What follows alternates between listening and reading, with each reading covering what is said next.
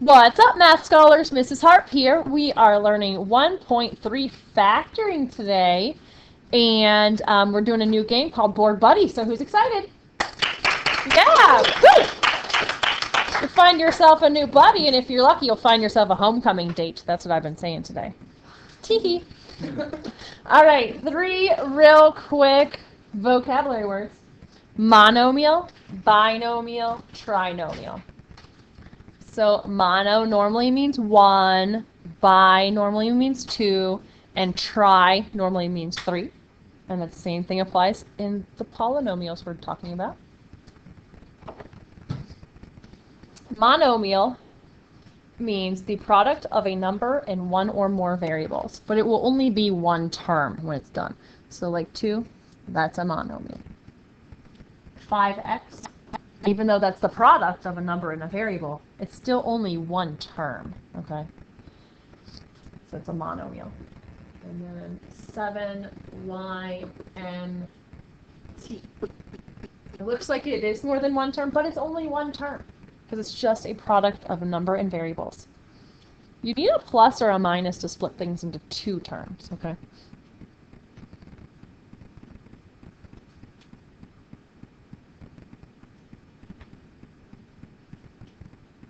So now binomial, you have to have that plus or that minus to split it into 2 terms. It's called the sum of 2 monomials. So maybe like x plus 2. That would be a great binomial. Maybe x squared minus 7. That would be a binomial. So binomials are always those things that you end up foiling out. They're 2 terms. And then trinomials are 3 terms. Those are the things that we've been working with when we've been graphing in standard form. X squared plus 6x plus 9. You probably didn't realize at the time, but that was a trinomial because there were 3 separate terms. Alrighty, let's look at a couple examples. These are both trinomials, and our prompt would be to factor these trinomials. So it's our job to kind of unfoil it, to backwards foil. In other words, come up with the FOIL problem that would FOIL out to this trinomial solution. All right? And there is strategies, and some of you remember it from last year, so I'll just recap the strategy. You're going to be brainstorming 2 numbers that would multiply together to get a positive 20. That, in addition to multiplying to give you 20, would add up to give you a negative 9. And some people are so good with math, they probably know the numbers right now. And some people need to make more of what I call a brainstorming list to kind of list out the combinations and look through the possibilities. So I'll make the list. 1 times 20 could give you 20. 2 times 10 could give you 20. That's a 10. Let's rewrite it. And then 4 times 5 could give you 20. Now all of those would multiply to give me a positive 20. But none of those would add up to give me a negative number, correct? So this is one of those beware of the double negative. There's a double negative scenario at work here. We're multiplying to get a positive, yet adding to get a negative. It means both of the combinations must be negative. Do you see the magical combination on my list? Heck yeah, it's the negative 4 and the negative 5. So you write it x minus 4 and x minus 5. If you would want to check your work, it'd be as easy as just foiling it out and seeing if your foiling solution is the original. All right, next one. X squared plus 3x minus 12. We get to multiply to get a negative 12, add up to get a positive 3. A little more challenging because there's more possibilities. We could go with a negative 1 and a positive 12. We could go with a positive 1 and a negative 12. We could go with a positive 2 and a negative 6. Negative 2 and a positive 6. And there's so many combinations. Negative 3, positive 4. Positive 3, negative 4. I think that's all the combinations that are possibilities. Do you see any of those that would add up to 3, though? You do? Which one?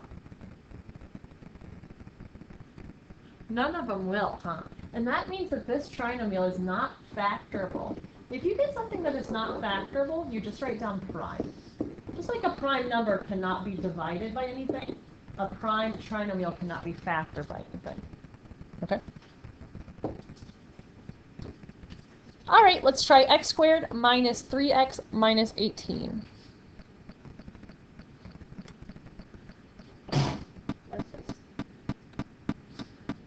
So we're looking for numbers that will multiply to a negative 18, add up to a negative 3.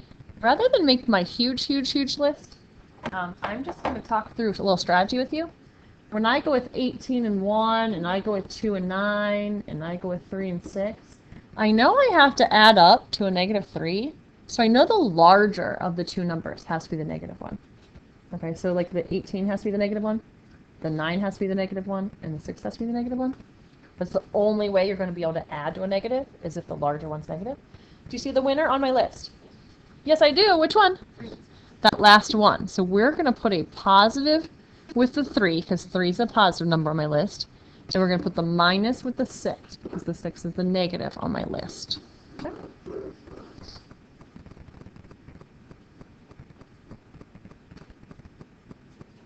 Number 2, n squared minus 3n plus 9. Right off the bat, I know this is a double negative scenario, so beware. Beware of the double negative. I know that because I need to multiply to get a positive, yet add to get a negative. So both must be negative.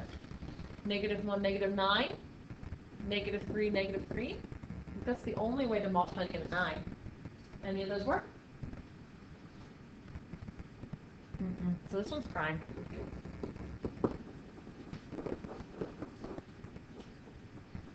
And I want you to try number 3 all by yourself. So I'll pause this video. If you're watching the video at home, try it all by yourself and click play when you're done. Anyway. All right, we had a student figure this one out. He actually used the box method, which is one of my favorite methods. It's r plus 9 and r minus 7.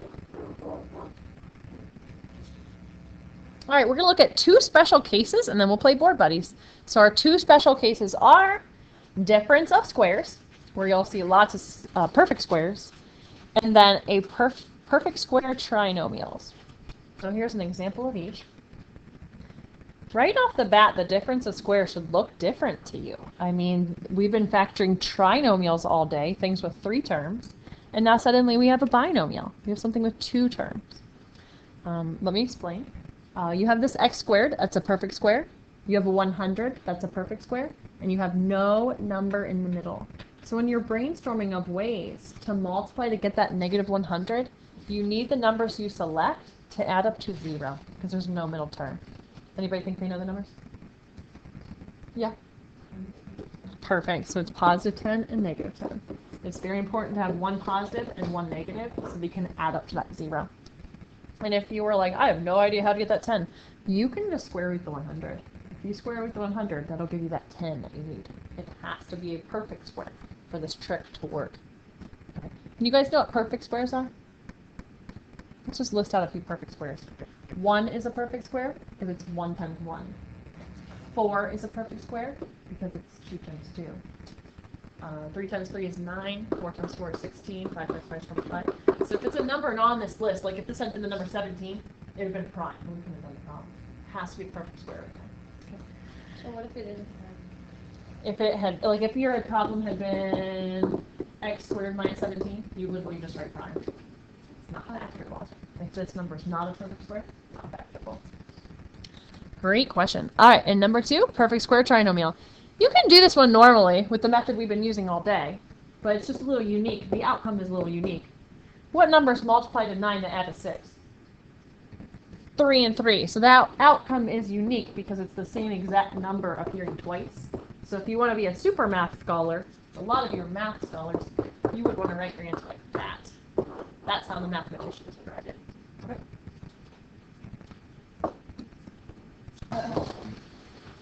Hey there, people in the video. Just realized we left you hanging while we played Board Buddies, but we just did some extra practice problems that you can maybe look at on the notes. I have the notes saved as a PDF on Polaris.